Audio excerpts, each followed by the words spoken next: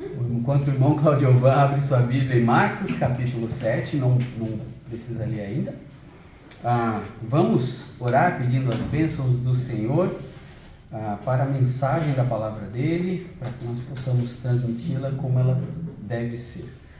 Senhor nosso Deus, nosso Pai, ainda em Tua presença, nós Te louvamos porque podemos abrir a Tua palavra, temos a liberdade de louvar o Teu nome, de aprender, de ler e conhecer mais o Senhor. Vivemos num país livre e isso nos permite a não somente aprender, mas até viver a nossa vida de acordo com a Tua vontade. Abençoe, eu te peço a mensagem, que o Senhor me use, eu te peço, Senhor, e peço que abençoe cada um que está aqui nessa noite, que estará ouvindo, que possa fazer sentido para cada um aquilo que fez sentido para mim enquanto eu estudava. Abençoe, eu te peço mais uma vez, que nada atrapalhe o culto, a mensagem da Tua palavra. Em nome de Cristo que nós oramos e agradecemos. Amém. Amém. Marcos capítulo 7, primeiro o irmão vai ler esse texto, os versos 24 até o verso 30, irmão Claudiovan. Marcos 7, 24 ao 30, por gentileza. E havendo-se dali, foi para os termos de Tiro e de Sidom, e entrando numa casa, não queria que ninguém o soubesse, mas não pôde esconder-se, porque uma mulher, cuja filha tinha um espírito imundo, ouvindo falar dele, foi e lançou-se aos seus pés. E esta mulher era grega, cirofenícia de nação, e rogava-lhe que expulsasse de sua filha o demônio. Mas Jesus disse: deixa primeiro saciar os filhos, porque não convém tomar o pão dos filhos e lançá-los aos cachorrinhos. Ela, porém, respondeu e disse-lhe: sim, Senhor, mas também os cachorrinhos comem debaixo da mesa as migalhas dos filhos. Então ele disse: por essa palavra vai, demônio, o demônio já saiu de tua filha. E indo ela para casa, achou a filha deitada sobre a cama e que o demônio já tinha saído. Obrigado, irmão Claudiovan. A mulher, cirofenícia, como diz nesse texto, é sobre quem nós vamos falar essa noite. O título da mensagem é persistência. Persistência. Mas Marcos, ele é um pouco, ele alivia um pouco quando ele vai se referir a ela. Porque se você vai para a mesma história contada lá em Mateus, e podem abrir suas Bíblias agora em Mateus, capítulo 15. Eu vou ler agora esse Mateus capítulo 15. Nós vamos ver como Mateus vai se referir a ela. E aqui a gente vai entender algumas coisas que, quando eu era novo convertido, eu ficava tentando entender esse texto. Eu li esse texto e fiquei pensando o que Cristo quis dizer quando ele falou que não, o pão é dos filhos, não pode dar para os cachorrinhos, né? E aí ela dá aquela resposta. E quando a gente vai estudando, a gente vai entendendo certas coisas. Mateus capítulo 15, a partir do verso 21, tá do microfonia. A partir do verso 21 diz o seguinte: e partindo Jesus dali, foi para as partes de Tiro e de Sidom. Uma pausa aqui. Tiro e Sidom eram cidades gentílicas, não eram de Israel, não faziam parte de Israel. Cristo saiu do território de Israel e foi para uma terra gentílica. Guarde essa informação. E eis que uma mulher cananeia, que saíra daquelas cercanias, vê que aqui ele falou cananeia, ela era cananita, que saíram daquelas cercanias, clamou dizendo: Senhor, filho de Davi, tem misericórdia de mim, que minha filha está miseravelmente endemoniada. Mas ele não lhe respondeu palavra. E os seus discípulos, chegando ao pé dele, rogaram-lhe, dizendo: despede-a que vem gritando atrás de nós. E ele, respondendo, disse: eu não fui enviado, senão as ovelhas perdidas da casa de Israel. Então chegou ela e o adorou, dizendo: Senhor, socorre. Ele, porém, respondendo, disse: Não é bom pegar no pão dos filhos e deitá-lo aos cachorrinhos. E ela disse: Sim, Senhor, mas também os cachorrinhos comem das migalhas que caem da mesa de seus senhores. Então respondeu Jesus e disse: Ó mulher, grande é a tua fé. Seja isso feito para contigo como tu desejas. E desde aquela hora a sua filha ficou sã. Jesus, ele sai do território de Israel, ele vai para o território de Tiro e Sidom, ele entra nessa região gentílica. E ali o texto fala que ele entra numa casa e não queria que ninguém soubesse. A Bíblia não declara o motivo. Por que ele não queria que ninguém soubesse que ele estava ali? Mas eu presumo que um dos motivos seja esse. Quando ele responde para ela que o pão dos filhos não é para ser dado para os cachorrinhos, e vocês vão entender isso mais para frente. Mas isso é uma hipótese. Outra hipótese é: os fariseus se haviam tornado inimigos mais amargos e mais hostis, atiçando o povo ao ódio contra ele e colocando em seu caminho todos os obstáculos possíveis. E lembre, Jesus era Deus, mas ele também era 100% o quê? Homem. E quem é que não cansa de tanto ser importunado? Quem é que não cansa de ter sempre alguém contra, como um adversário? E ele tinha ali toda a classe religiosa em Israel contra ele. Essa é a outra hipótese. E esse texto, ele destaca uma mulher que o escritor não faz questão de falar o nome dela. Pouco se sabe acerca dela. O que a gente sabe sobre ela é que ela é cananeia. Lembra que Deus tirou qual era a nação que Deus ia desapossar para Israel entrar na terra? Os cananeus. Canaã. E esse povo era completamente idólatra. Era muito assim, rebelde contra Deus. Tanto é que Deus deixa os gentios e forma um povo para si a partir de Abraão. Porque ele para de lidar com os gentios. Porque eles são assim, rebeldes, os gentios muito rebeldes e idólatras. E eles adoravam Baal, adoravam Astarote. Era um povo que era odiado pelo povo de Israel, os cananeus. Aí a informação aqui continua. Ela era grega. Quando ele fala grega, está falando da religião dela. E ela era gentia, como eu já falei, sírio-fenícia de nação. E que ela estava enfrentando um grave problema. Muito grave. Imagina você ter um filho que é possesso por demônios. E isso é algo que acontecia muito naquela época e acontece, não me refiro a crianças, mas a gente sabe que existe isso até hoje. E é algo que eu vi pessoalmente e não é nada agradável. Não é, você, sem ser parente da pessoa, você vê uma situação como essa, dá uma sensação muito ruim. Imagina você ter o seu filho, no caso aqui, a palavra lá fala, a filha dela é no diminutivo, filhinha, não era alguém adulto, era mais para criança. Então imagina você ver a sua filha, criança, com esse tipo de problema. Então era um problema grave. O que se entende então pelos relatos de Mateus como de Marcos é que ela era filha única. Ou seja, era um problema muito grave com a sua única filha. E aqui eu quero destacar algumas coisas. Os problemas da vida existem e eles são inevitáveis. Problemas na nossa vida são inevitáveis.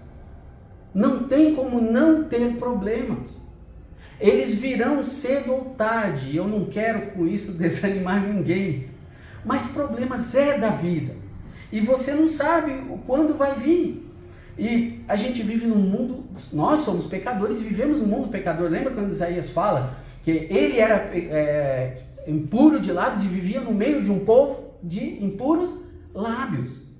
Todos são pecadores. Todos cometem erros e às vezes um erro de alguém afeta você.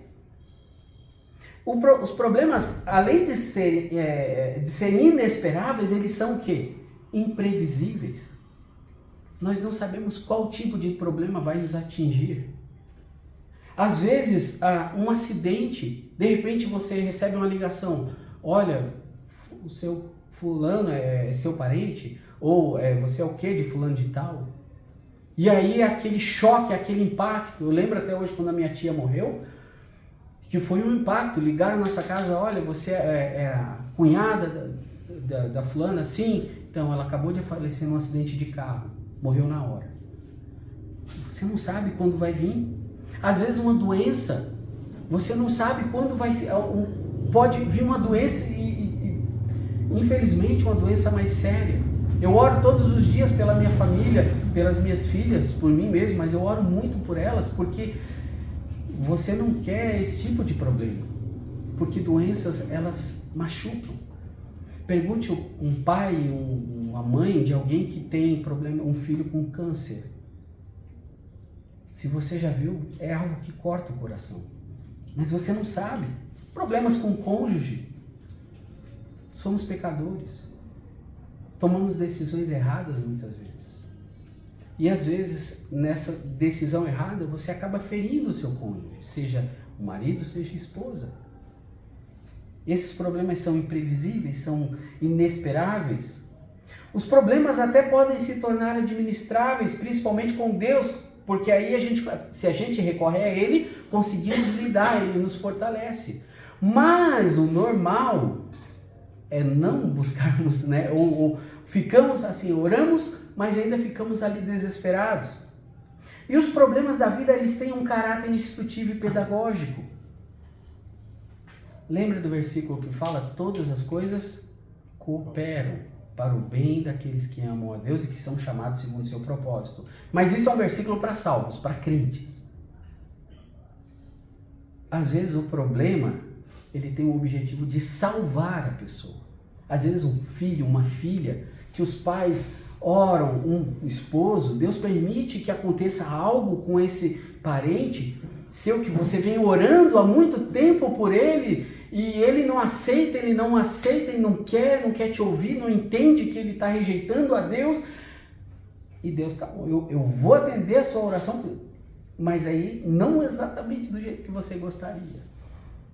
Não é bem da forma como você quer. Ela vai se salvar, mas por misericórdia. Eu não tenho dúvidas que Deus, por misericórdia, às vezes a pais piedosos, salva filhos rebeldes. Filhas rebeldes, por misericórdia. O problema, ele vem para ensinar também, ensinar lições. Ele vem para corrigir, ele vem para disciplinar. Porque quando somos rebeldes, o que acontece? Deus tem que disciplinar para que a gente entre nos eixos. Mas o que fez essa mulher até ser elogiada pelo Senhor Jesus, conforme os textos que nós lemos? O que faz ela triunfar pela fé e conquistar o que ela deseja? É a história dela que a gente vai se basear e vamos aprender algumas lições. Lições que devemos aprender com a mulher cananeia. E para que você saia daqui essa noite com uma ideia na sua cabeça do que essa mensagem é. Devemos buscar a Deus insistentemente.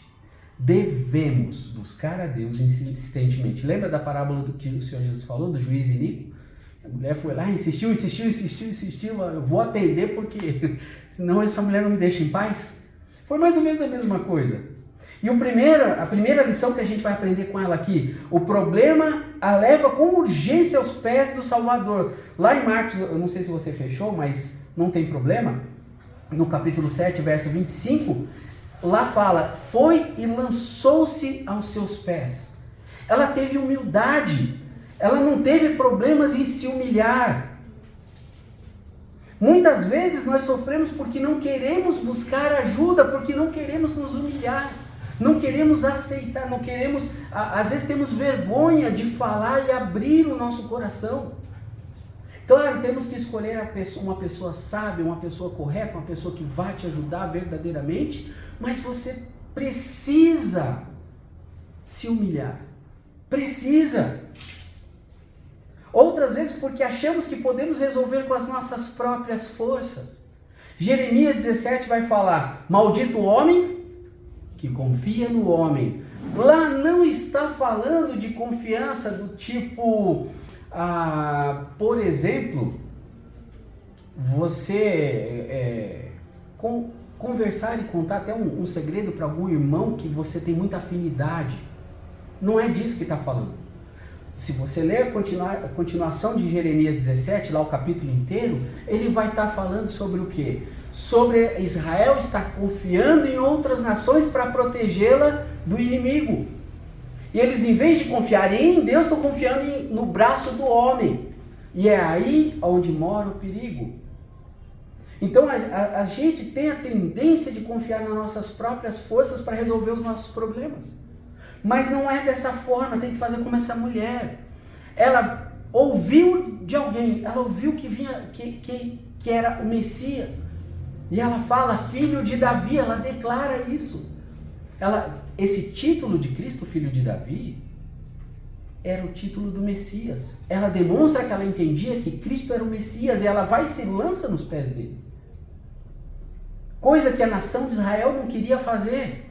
Ele fazia milagres no meio deles, ele fazia tudo no meio deles e eles faziam o quê? Rejeitavam. Ele fazia coisas extraordinárias na frente deles, eles rejeitavam. Ele não fez milagre nenhum em Tiro e Sidom ali. Mas o que ela fez? Ela só ouviu dele, sabia quem ele era, foi lá e se lançou aos pés dele. Então não podemos confiar nas nossas próprias forças. Essa é uma lição que ela nos dá. A gente tem que correr para Cristo com os nossos problemas. Segunda lição, ela consegue discernir a procedência do problema e a solução para ele. Mateus, se você está em Mateus ainda, capítulo 15, o verso 22. E eis que uma mulher cananeia que saíra daquelas cercanias clamou dizendo: Senhor, filho de Davi, tem misericórdia de mim, que minha filha está miseravelmente endemoniada. Ela sabia qual era o problema. Claro que endemoniado não é tão difícil de ver este problema. Porém, nos nossos dias atuais, tem pessoas que são tidas como com problemas psicológicos. Vão querer dar remédio. Eu lembro que quando eu trabalhei numa empresa que tinha um rapaz que ficava endemoniado, eu via que ele estava sendo possuído. Inclusive, ele olhava para mim e dava um sorrisinho assim. Uma coisa bem desse jeito. E eu olhava, só que eu ainda não tinha tanta convicção ali, coragem para enfrentar. Porque os homens tudo iam segurar ele e quase não conseguiam segurar ele. E ele era baixinho e menor do que eu. Mas o homem ficava forte, viu? Então ela sabia, ela soube discernir isso. Essa é outra dificuldade em nossas vidas. Você precisa aprender a identificar a raiz do problema. Vou dar um exemplo para vocês. Meu filho não me obedece. Isso é um sintoma ou isso é a raiz do problema? Meu filho não me obedece. Isso é um sintoma. A raiz do problema dele é o pecado. Essa é uma das raízes, parte da raiz do problema desse filho que não obedece. Mas também a outra parte da raiz é que faltou ensino e disciplina. Porque se ensinar biblicamente e disciplinar biblicamente, o que diz Provérbios? Ensina o caminho que a criança deve andar e nem quando crescer se desviará dele. Eu confio e acredito piamente nesse versículo. Se um filho de algum crente cresce e cai no mundo, eu tenho a tendência de pensar que faltou alguma coisa ali, que o pai e a mãe não fizeram e que precisava ser feito. Porque a Bíblia é clara, ensina o caminho que a criança deve andar. Mas a solução para esse problema, lembra que ela conhece a procedência e a solução. A solução, por exemplo, esse exemplo que eu dei para vocês, Deuteronômio 6. Ensinar a palavra de Deus, falar sobre as coisas de Deus ao levantar, andando pelo caminho e ao deitar. A outra forma de corrigir o problema, disciplina, Provérbios 13, 24. O que não faz uso da vara odeia seu filho, mas o que o ama desde cedo o castiga. É bíblico. A Bíblia está dizendo isso, porque se isso for para o YouTube e alguém ver, a Bíblia está dizendo isso. Eu só estou falando que a Bíblia fala sobre o uso da vara. É assim que você corrige. É assim que você põe no eixo, que faz a coisa acontecer. E eu posso falar com propriedade, porque eu, pelo menos até o presente momento, elas me obedecem. Porque elas sabem o que acontece se não me obedecer. Então é básico isso. Mas eu vou pegar um outro exemplo aqui sobre detectar o problema e a solução. Vivo discutindo com o meu cônjuge. Isso é o sintoma ou é a raiz? Sintoma. Exatamente, seu amor. Sintoma. Qual é a raiz do problema de viver discutindo, os cônjuges viver discutindo, tanto esposa quanto marido? Orgulho, soberba, talvez imoralidade. Por que eu digo imoralidade? Um homem que não ou mulher também, hoje em dia está complicado, mas que não seja fiel, quando ele faz coisa errada fora, ele chega em casa diferente. Ela chega em casa diferente. As atitudes mudam. Por quê? Porque está devotando o seu amor para outra pessoa fora. E não para aquele que está em casa. Então isso vai criando também atrito. E Marcos 7, 21 a 23, Jesus vai falar sobre essa raiz desse problema. Porque do interior do coração dos homens saem os maus pensamentos, os adultérios, as fornicações e os homicídios, os furtos, a avareza, as maldades, o engano, a dissolução, a inveja, a blasfêmia, a soberba, a loucura. Todos estes males procedem de dentro e contaminam o homem. Essa é a raiz do problema quando há conflito entre o casal. Qual é a solução? Gálatas, capítulo 5, verso 16, verso 24 e 25. Gálatas, o verso 16. Digo, porém, andai em espírito e não cumprireis a concupiscência da carne.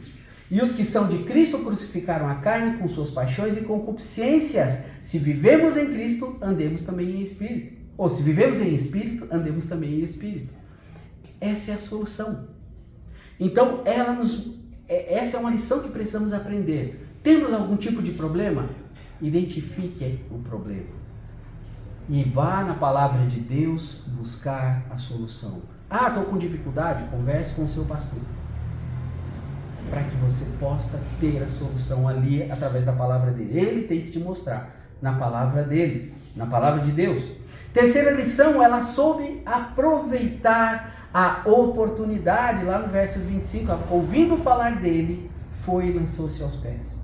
Ela aproveitou a sua única oportunidade. Ela tira o foco do problema e enxerga a oportunidade de Deus para a sua vida. Se Deus te der a oportunidade de resolver algum problema da forma bíblica, e Deus dá essa oportunidade, agarre com unhas e dentes. Não deixe escapar essa oportunidade que Deus te dá para resolver um problema biblicamente falando. Vá a Cristo. A quarta lição que ela nos dá, ela vai ao lugar certo, na pessoa certa e na hora certa. Ali no verso 25 ainda, falando sobre o encontro dela com Cristo. Existem pessoas que estão no lugar certo, mas buscam as pessoas erradas. Às vezes até está indo para a igreja, tem um problema sério.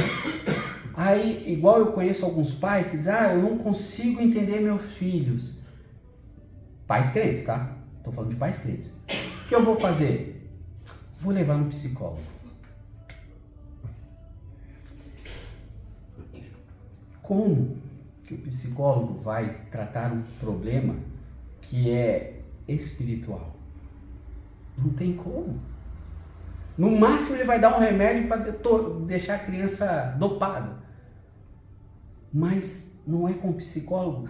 É estar na igreja, ouve a mensagem da palavra de Deus, conhece a Bíblia, mas vai buscar o auxílio no lugar errado. Deus não trabalha com o tempo do homem também. Deus trabalha com o tempo dele. Ali no ponto que eu falei, que ela foi no lugar certo, na pessoa certa e na hora certa. Na hora certa, Deus vai trazer a solução para o seu problema. Na hora certa, ele vai corrigir aquilo que está errado. Não é na nossa hora, é na hora dele. Às vezes a hora certa para nós é essa. Não, não é. Você ainda tem que passar mais um tempo nesse deserto. Você ainda tem que caminhar aqui debaixo desse sol. Por quê? No deserto tem árvores. Exceto nos oásis, tá? Esquece os oásis. Mas um deserto grandão. Você olhando só areia, não tem árvores. O lugar mais interessante, porque não tem sombra, não tem onde se esconder. Ali é só você e você, o sol te iluminando. A ideia aqui que eu quero que entenda é: Deus vai permitir que você continue nesse deserto até você conseguir enxergar o problema. E aí na hora dele, ele tira você desse problema. Mas você e eu precisamos aprender isso. Ela reconheceu quem era Jesus, lá no verso 22, e clamou dizendo: Senhor, filho de Davi, tem misericórdia de mim. Ela reconheceu que ele era o Senhor, ela reconheceu que ele era o Messias, ela reconheceu que ele era o Rei dos Reis, filho de Davi, que ele era o Filho de Deus, e ela reconheceu que ele tinha poder para solucionar o problema dela. Mais uma vez eu tenho que enfatizar: quem vai resolver o seu problema é Cristo, não o homem. Deus vai usar pessoas, sim, mas a sua confiança tem que estar nele, porque se você não entende que é ele que tem o poder para solucionar o seu problema, você vai continuar tendo problema, porque você provavelmente estará buscando a solução no lugar errado. A outra lição que ela nos dá: a fé dela tem ação e atitude. Lá no verso 25 ainda, fala que a hora que ela ouviu falar, ela foi. Toda ação gera uma reação. Quem age é você e quem reage é Deus. Ela foi. Você precisa ir. Você precisa buscar. Buscar-me-eis e me achareis, se me buscardes de todo o vosso coração. Ela usa, e aqui principalmente nesse dia, na quinta-feira, o poder da intercessão. E rogava-lhe que expulsasse de sua filha o demônio. Ela não estava buscando para si, claro, era para si em partes, porque ela era mãe, mas ela estava buscando a cura para sua filha. Nós sempre temos alguém por quem a gente precisa orar. Agora, qual é a intensidade e a frequência que você ora por essa pessoa que você quer tanto ajudar? Principalmente com relação à salvação. Eu sei que nós oramos pelos nossos familiares aqui, pelos que não são salvos, mas quando você vai para casa, durante a semana, com que frequência você ora por aquele seu parente que precisa de Cristo como Senhor e Salvador? Com que frequência você ora por aquele parente que tem algum tipo de vício? Será que você está indo com todas as forças lá interceder por essa pessoa? Interceder é se colocar no lugar de alguém. A necessidade nos leva a orar por nós, mas o amor nos leva a interceder por outra pessoa. A outra lição que ela nos ensina, ela é perseverante e determinada. E esse aqui é um ponto muito interessante. A partir do verso 23, mas ele não lhe respondeu palavra. E os seus discípulos, chegando ao pé dele, rogaram-lhe, dizendo: despede-a, que vem gritando atrás de nós. E ele, respondendo, disse: eu não fui enviado, senão as ovelhas perdidas da casa de Israel. Então chegou ela e o adorou, dizendo: Senhor, socorre-me. Jesus estava em silêncio e ela continuou clamando. E ele ficou quieto. Às vezes não parece que você está pedindo as coisas para Deus e parece que Ele não está ouvindo? Parece. Olhe bem a palavra que eu estou usando. Porque Ele está ouvindo. Mas às vezes a gente tem essa sensação. Eu vou parar de orar por isso, porque eu acho que Deus nem quer isso. Eu cansei de orar por isso. Ela não.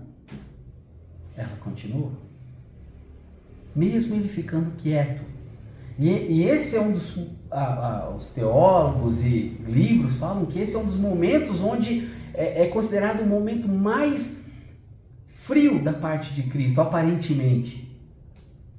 Outros até falam que acreditam que ele estava querendo ensinar não somente uma lição para ela, quanto para os seus discípulos, porque eles não queriam que ela estivesse ali. Eles não falam, Senhor, cura lá, faz o que ela pede e aí despede. Não, ele fala, despede ela, está perturbando, manda ela embora. E aí ele vai falar para eles, olha, eu não fui mandado, eu fui enviado para, cadê o versículo aqui, que senão eu me perdi aqui. Eu não fui enviado senão as ovelhas perdidas da casa de Israel. Isso é outra coisa que ela não leva em consideração. Ela tá ali, ela tá ouvindo o diálogo dele com os, ela ouve tudo, ela tá ali perto clamando. Nós temos a tendência de desistir. Ela não desistiu. Não só não desistiu que ela não recebeu o milagre, mas ela faz o quê? Logo depois, ali continuando no versículo, no verso 25 do capítulo 15. Então chegou ela e adorou ele. Ela o adorou. Mas ela não tinha nem recebido a resposta ainda. Mas ela o adorou. Nós temos que fazer isso. Não recebemos o que pedimos, devemos dar graças a Deus. Devemos ser gratos a Deus. Por mais que a resposta, às vezes, ele já até respondeu e a gente nem viu.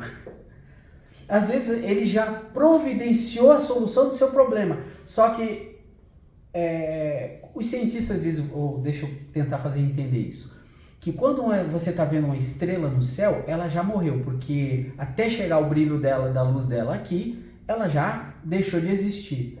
Às vezes o seu problema já foi solucionado por Deus lá na frente, mas você está aqui ainda, sentindo o problema. Só que você precisa esperar, ter paciência, ter persistência. É o que ela tinha, persistência. E ela triunfa pela fé e conquista o que ela deseja. No verso 28. Ó mulher, grande é a tua fé.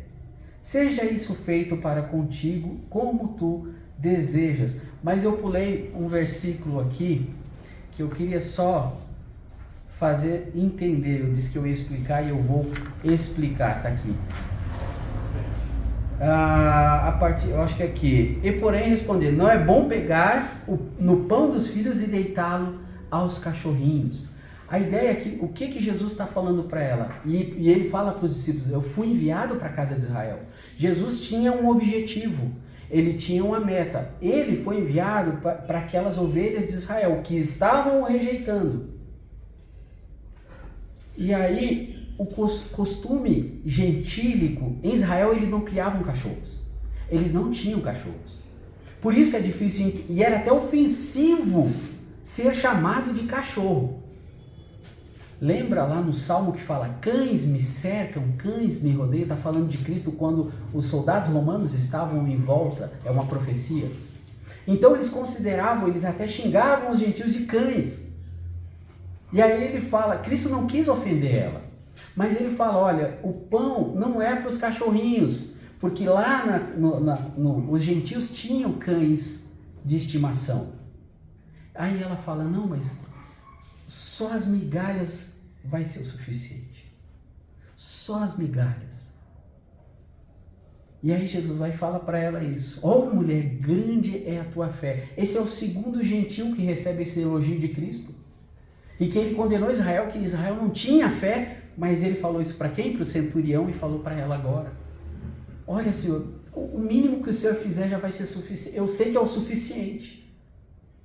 Às vezes a gente espera grandes coisas, mas o que Deus quer é que a gente aprenda a se contentar com o suficiente. Não precisa ser algo tão grande. Ela estava contente apenas com isso, a fé dela era suficiente para isso.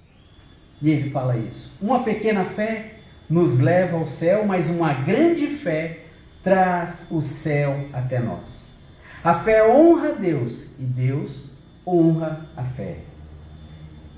A fé não é o resultado do milagre, mas o milagre é o resultado da fé. A fé não questiona, a fé descansa nas promessas. A fé crê no impossível, crê no incomum, crê no extraordinário e crê no sobrenatural. Isso é fé.